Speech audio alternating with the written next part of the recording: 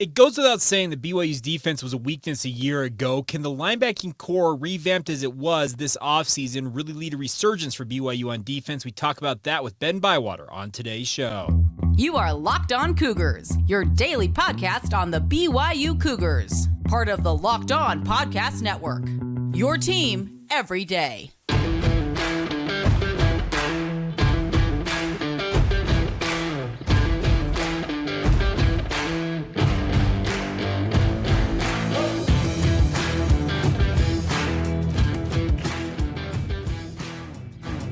What's up, everybody? I'm Jake Hatch, your host here on Locked On Cougars, your resident BYU insider. Thank you for making Locked On Cougars your first listen of the day. Thank you to all of you who are everydayers with us here on the podcast. And just a reminder that we are your original daily podcast focused on all things BYU sports, football and basketball in particular. And a big thank you for all of your guys' support over the past. We're all coming up on 5 years, by the way, folks. Crazy to think it's been that long. We've been doing this podcast, but it's been a blast all the way around.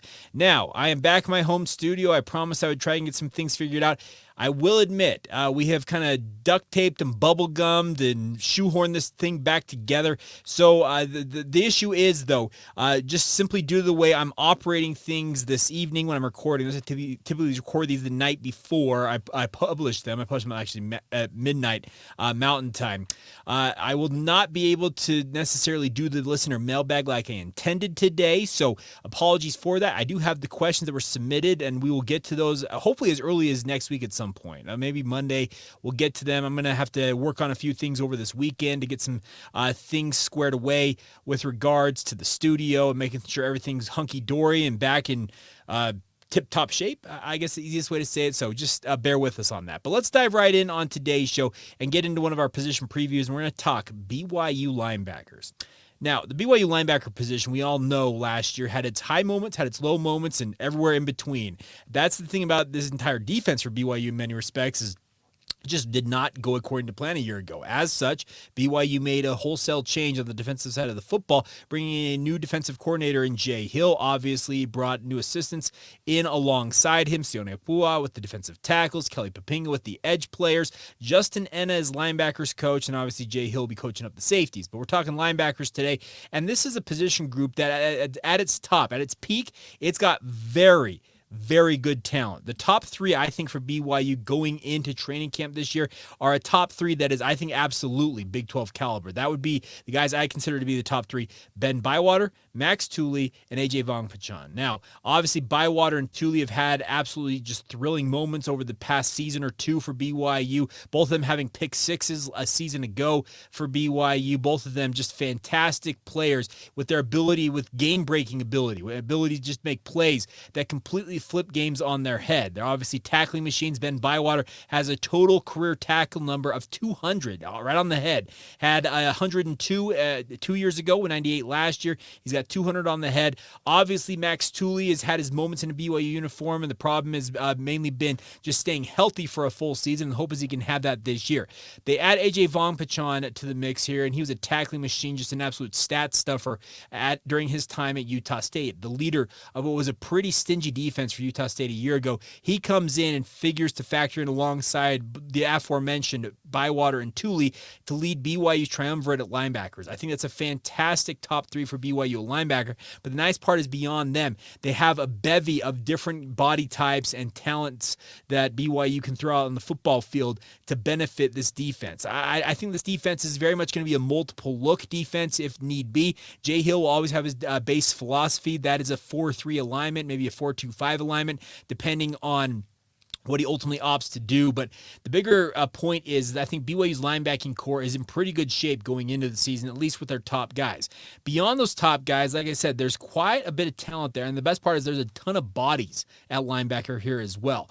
You can look at the roster, and I think two guys that stood out in spring camp in particular were the Kafusi cousins, I believe is what they are. Micah Kafusi, a freshman from Alta High School, and then Ace Kafusi from Hawaii coming to BYU. Those two are long long, rangy athletes. Micah Kafusi, 6'4", 210 pounds, whereas Ace Kafusi, 6'3", 205. They're a little svelte right now in terms of just their overall body weight, and they'll probably have packed on some weight going into training camp, but they look very much like the future for BYU at linebacker. They are kind of the archetype of what anybody in this day and age of football wants out of the linebackers. Tall, rangy athletes. Yeah, they may not be 260-pound behemoths, but they probably end up playing about 230 pounds and can run with anybody and absolutely play the run in circumstances they are required to do that. The other thing about this is you look at the roster, beyond that even, there's still talent there. Isaiah Glasker had his moments during spring ball for BYU, very much like his body type. He's similar to the Kafusis with just tall, rangy athlete, making the move up from safety. Just felt like it was a step slow to really be an effective safety at the FBS level. He's all of 6'5", speaking of Glasker. I think he's a fantastic talent. They list him at 220 pounds. And then beyond that, you have a number of bodies like a Fisher Jackson, who's just kind of been bouncing around from position to position during his time at BYU. Similar body type to what Isaiah Glasker is at 6'5", 230 pounds.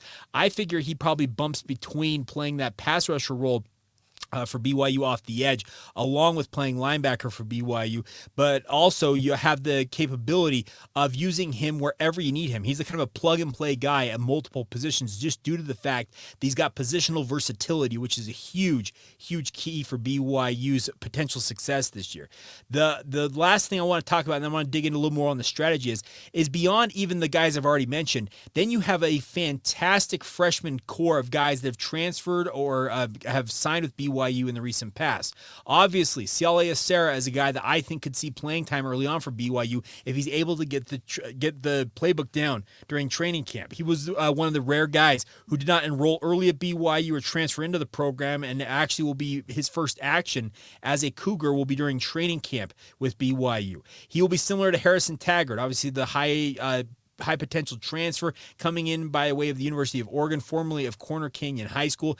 Taggart has got all the ability to be a player for BYU down the road, but similar circumstance to a Siale Acera, where he's brand new to the program and will be learning the playbook and out there on the football field for the first time with his teammates during training camp. How quickly can both of them assimilate and figure things out? If they can do it, there's no reason to think that they can't be a part of the mix here for BYU when it comes to finding playing time on the field for themselves, but you've got to prove that early on. The training camp, about the first 2 weeks really of training camp, are when you have your opportunity to make your impression and really kind of lock down being a part of the rotation. After that, the coaches really are focusing in on what the rotation is going to be, and they start doling out the reps to those higher level players that they think are going to be most impactful for them on the gridiron. You've got to have those bodies out there. So BYU, if any of these linebackers that want to kind of establish themselves this season, they got to do it early and often in training camp. But the nice part is, like I said, you've got a clear, I think, top core of linebackers for BYU. You've got a fantastic bevy of I call bench talent, or what I'm trying to depth pieces, what I'm trying to say. Beyond that, but then you also have some wild cards. I mentioned already a guy like Siale Acera, also a Harrison Taggart. The biggest wild card in all of this is the name I have not mentioned, and you're probably screaming at your podcast service or on YouTube. You're probably saying, Jake, you got to talk about this guy, Chaz Ayu. Now, Chaz has dealt with so many injuries during his time at BYU. He redshirted a year ago with the whole goal of getting to 100% healthy, with the whole goal of having a senior season that he could go out and enjoy this year. They list him at 6'2", 220 pounds. So he's put on a little bit of the weight that he lost after he moved back to safety, kind of playing that hybrid linebacker role in BYU's previous defense. But this is a kid, speaking of Chaz Ayu, that when he is right, there are not many more dynamic talents on BYU's roster. The problem is, can you really count on anything from Chaz at this point in his career? I'd love to think that you could get something out of him. And if you do, awesome. Awesome. Because this is a guy, like I said, when he is right, he is a phenomenal football player, an impact player for BYU on the defensive side of the football. Just the issue has been, can you really rely on him to hold up for any significant period of time? I sincerely hope, I'm knocking on wood, crossing fingers, doing whatever I need to do to give some good juju his way in the hopes that he will stay fully healthy this year. Because if he does, he absolutely could be a part of the rotation for BYU. He will be a guy that will see playing time if he is right for the Cougars. But the nice part is, like I said, beyond him, there are still plenty of bodies out there, plenty of talented players that I think could help lead a resurgence for BYU on defense. The other reason I think that BYU's linebacking core could lead that resurgence is because there is a renewed belief just in the overall strategy and the overall, I guess, philosophy and direction BYU's defense has taken. We have heard from multiple players this offseason, they felt like certain players quit on their team a year ago. I have heard it from defensive players that just things were not going well, and it became drudgery towards the tail end of last season. I can understand that. But the one thing I will say, though, is during the bowl game against SMU, after Jay Hill had taken over, now he wasn't necessarily engrossed with the game plan and obviously all that type of stuff, but he was out there talking with the players. You saw a more inspired effort defensively against SMU than you had seen in literally months for BYU, if not all the way back to that Baylor game, their home opener, when they ground out that win over the Bears. It was a slog for BYU for most of the season on defense a year ago, and the linebacking core, along with everybody else on that defense, carries a lot of the responsibility for that. But I saw a renewed effort, reinvigoration of that defense during the SMU game. At least from my eyes, I was sitting there in Albuquerque watching that game with my own eyes, and I felt like BYU, the defense, came to play. They had a new belief in themselves.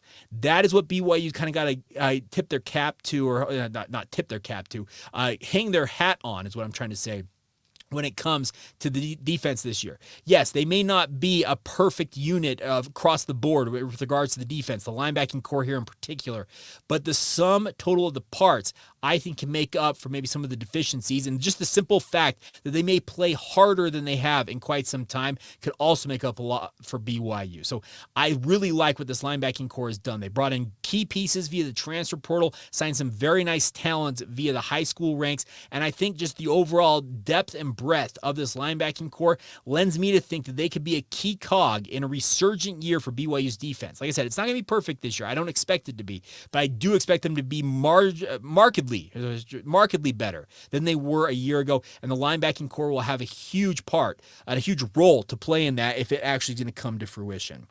All right, coming up here in just a minute, we're going to talk with Ben Bywater, one of the guys who's expected to lead that resurgence I've been advocating for here for BYU's defense. Can he pull through? Can he get the job done? Well, he talked with me at Big 12 Media Days about that and a whole lot more. We'll get to that here in just a moment. Now, a word on our friends over at eBay. They've been working with us for quite a while. For a championship team, it's all about making sure that every player is a perfect fit. It's the same when it comes to your vehicle. Every part needs to fit just right. Any of you who have had vehicles or have a vehicle that you know, hey, I got to replace parts on, you know you need to have the right ones. So the next time you need parts and accessories, head to eBay Motors. With eBay Guaranteed Fit, you can be sure that every part you need fits right the first time around. Just add your ride to My Garage and look for the green check mark to know that your part will fit or your money back. They're putting the money where their mouth is, folks. They're giving you that guarantee.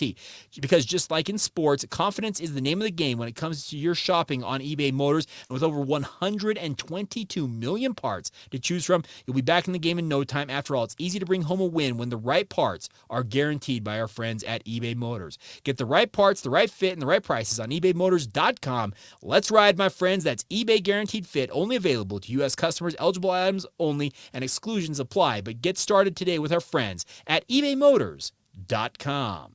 Thank you once again for making Locked On Cougars your first listen today. Thank you to all of you who are everydayers with us here on the podcast. Like I said, I originally planned to do our listener mailbag on today's show, but still dealing with a few technical glitches, so I just wanted to get the podcast out and not necessarily add too much to it, and I don't want to have too many windows open when I'm doing stuff, so we will get to that next week, so bear with us and we'll have more for you. But now it's time to hear from Ben Bywater. I had a great chat last week with him at Big 12 Media Days.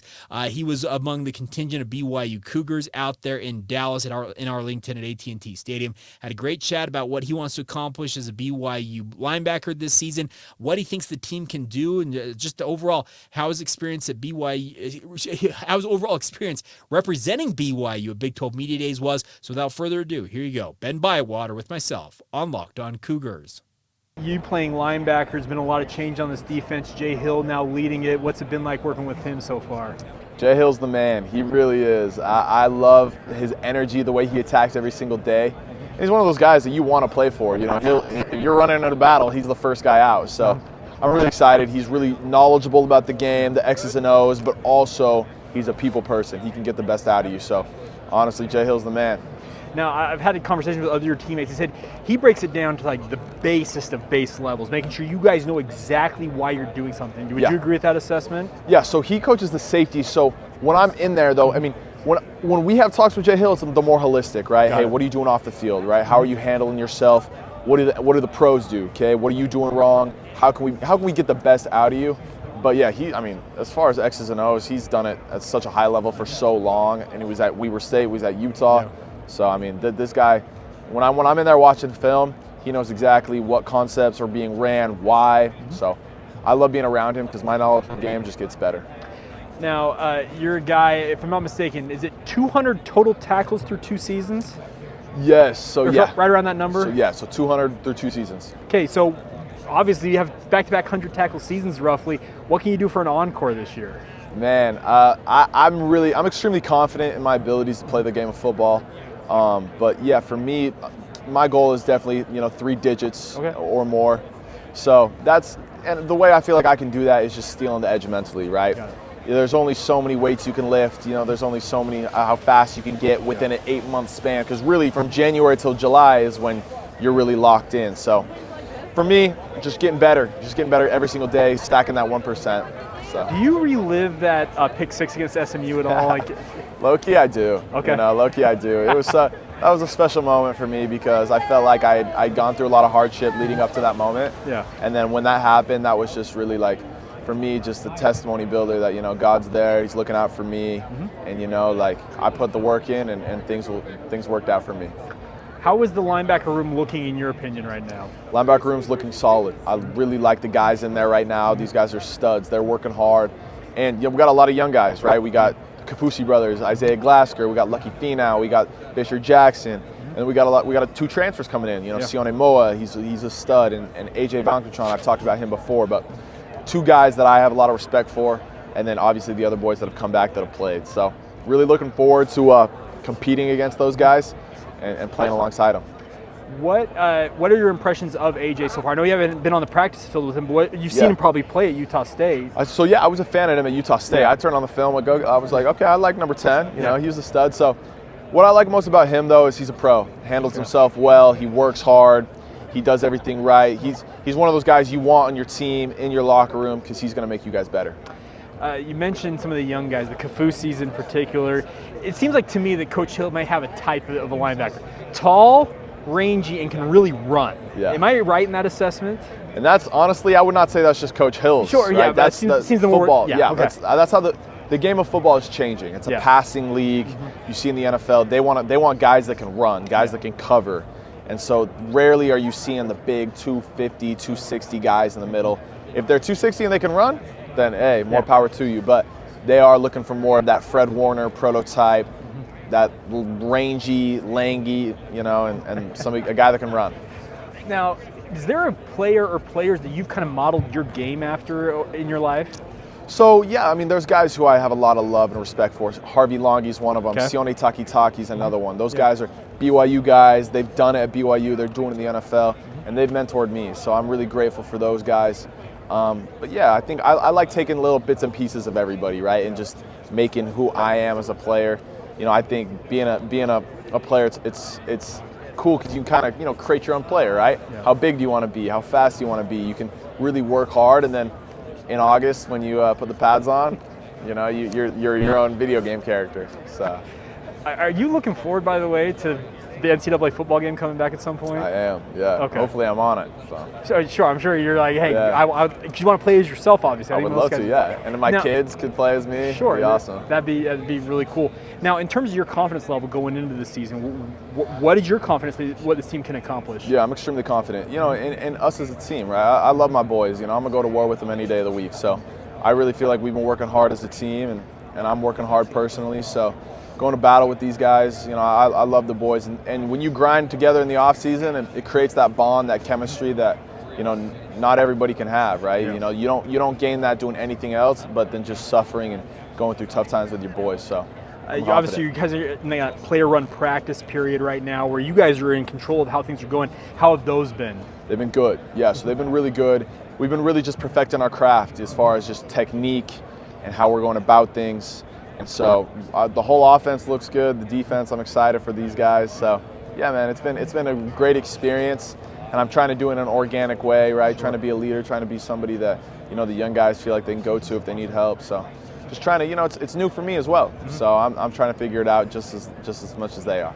There you go, Ben Bywater, BYU linebacker. Big thank you to him for taking the time, and he's just a fun dude to talk to. You can tell he's got a passion for playing for BYU. He loves being a Cougar, and he wants nothing more than to put together a phenomenal year this year. Now, phenomenal year might be all relative in his mind versus what you expect versus what I expect for the BYU football program, but the one thing about Ben is you can guarantee he's absolutely going to play to the whistle. He is a guy who is a high-effort player, and that's not a bad thing to have at linebacker. Like I said, he's already got 200 career total tackles. Could he make it 3 straight years of 100 tackles, give or take, and have 300 career total tackles in just 3 college football seasons?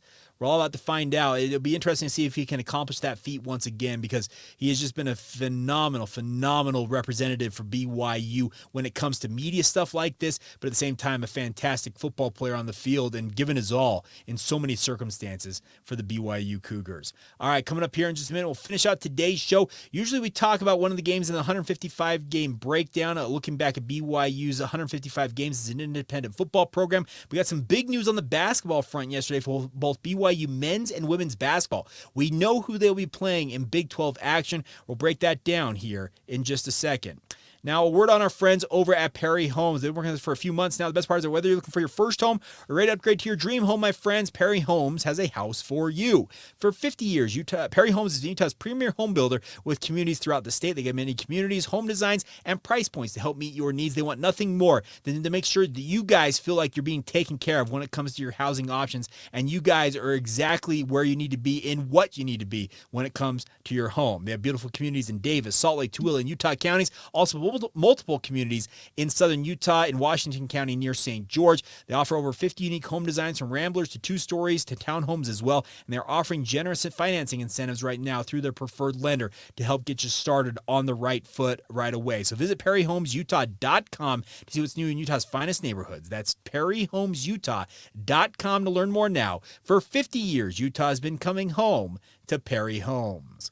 Thank you once again for making Locked On Cougars a part of your routine, everybody. Looking forward to the weekend ahead. It's supposed to be really, really hot here along the Wasatch Front. Now, I know it's not like what some of you down there in Phoenix and other parts of the country are dealing with. I know Josh, I think you're down, Josh Glenn, I think you're down there in the valley, 115, 119, whatever it's been in Phoenix. We're going to hit close to 105 here along the Wasatch Front, and that is plenty warm for my liking. So stay cool out there, have some fun, get in the water, do something fun this weekend. Hope you guys are all going to have some fun regardless of whatever it might be. But a couple of notes before we go on today's show about BYU basketball. Now, obviously in July, there's not a lot of basketball news that we talk about, but we had some news yesterday come by way of the Big 12 Conference. They have revealed the matchups, the pairings for the upcoming season for both BYU men's and women's basketball. Just a quick breakdown. I'm not going to go game by game on this, but I think it's becoming real, folks. Think about the matchups that BYU basketball is going to be capable of playing in this conference. On the women's side of things, they have 5 opponents they will play a home-and-home series with. They will go to these schools, and also these schools will come to Provo. For the women's team at BYU, it's Cincinnati, Houston, Iowa State, Kansas, and TCU will have the home-and-home. They will play 4 games home only against Baylor, Oklahoma, Texas Tech, and West Virginia. And then away only, they'll play Kansas State, Oklahoma State, Texas, and UCF. Now, Shaylee Gonzalez, obviously the former BYU women's basketball star, is at Texas. Unfortunate she will not make a return trip to Provo, but alas, that's how things stand. On the men's side of things, this is where I think it gets even more exciting, and it's nothing against the women, but the men's basketball slate, this is why tickets are selling like hotcakes for the Marriott Center. I've seen some reports of people saying that the Marriott Center is already filled up its lower bowl, and the upper bowl is soon to fill up. It's going to be an absolutely packed house for BYU. And in the home-and-home slate for BYU men's basketball, you have the Baylor Bears, Iowa State Cyclones, Kansas State Wildcats, Oklahoma State Cowboys, and UCF Knights, all coming to Provo, and also BYU making return trips to those schools. The home schedule for BYU home only will be Houston, who was the number 1 seed going in to the NCAA tournament last year. You're going to have them in the Marriott Center. Texas, who is no slouch in their own right, TCU, who's had really, really good years, and Cincinnati, whose history suggests they will be a very, very tough opponent. They're all coming to Provo. Now, some of you were disappointed. I saw on social media that BYU, amongst their away games only, is their first trip to Allen Fieldhouse out there, the Fog, as they call it, out there in Lawrence, Kansas, to take on the Kansas Jayhawks. The Jayhawks will not make a trip to Provo, but BYU is headed to Kansas. The first time, like I said, since 1971. It'll be a long time between those trips, but BYU goes to Kansas, West Virginia, Texas Tech, and Oklahoma. This is a really fun slate of games, folks. I know that you would like to see Kansas come to Provo, and they will at some point in the relatively near future, if not next season, speaking beyond this upcoming season for basketball. But get excited. It is real, folks. These are phenomenal basketball schedules. Done are the days of playing against the West Coast Conference and trying to hype up matchups against the likes of San Diego and Pacific and Portland. It's nothing against those schools, but they were in literal equivalent of high school gyms when you played games there. This is not that. This is the high level. You get to go to Allen Fieldhouse. You get to go to Baylor. You're going to Texas Tech. You're playing against teams that you have seen for years play in March Madness on an annual basis. BYU is getting a chance to go to the big time in basketball, and this is so much fun. Now, it's going to require a lot for BYU to be competitive at any significant level, it feels like, against these teams. But the thing about this is you can't become a competitive program against those teams without actually playing them on a game-in and game-out basis. BYU men's and women's basketball very easily could finish near the bottom of their respective conference, both in the Big 12 on both sides, when it comes to the overall conference record, and still be a markedly improved squad for both the men's and women's team than they were a year ago in the West Coast Conference. The level of difficulty, the strength of schedule, the overall talent base that's in the Big 12 Conference on both the men's and women's basketball side of things is just, it's night and day different than it was in the West Coast Conference. I'm excited for this. I don't necessarily have high expectations for these teams. I'm just more excited, similar to BYU football, the fact that BYU's finally at this level. So enjoy it. Like I said, it may not be pretty. There are going to be some nights you're going to be very frustrated with how BYU might be performing, but understand there's a building process, even more than BYU football when it comes to the basketball side of things. And hey, if BYU comes out and stuns everybody and is more competitive than we all thought, then enjoy that at the same time. But just enjoy the ride here, folks. This is really, really fun to look at these games and know that the likes of Baylor and Houston, those two excite me more than most coming to Provo. A trip to Allen Fieldhouse. I may have to make a second trip to Kansas this winter/fall. I'm going to the Kansas BYU game for football. I may have to make a second trip to Kansas City and drive over to Lawrence in the dead of winter to watch BYU take on Kansas in basketball. Now, the game may get absolutely shellacked there at Allen Fieldhouse, but the fact that BYU is playing there, that in and of itself might be worth the trip. So, fun times all the way around for BYU basketball. I'm looking forward to it, and we'll have more on this as the actual schedule gets set, dates, times, and the like. Those have not been announced quite yet. All right, so there you go. That is your Friday edition of the podcast. We made it through without any major technical glitches. Thumbs up. That means that we got it. Like I said, we had to duct tape and bubble gum this thing together. We'll do some more testing of things over the weekend, get things situated, and we should be back up to full capacity, full operating procedure by early next week. But nonetheless, hope you guys are all doing well out there wherever you're tuning in from. Thank you for making Locked On Cougars your first listen of the day, and hope you guys have a phenomenal weekend. Thank you for being everydayers with us right here on the Locked On Cougars podcast. See ya.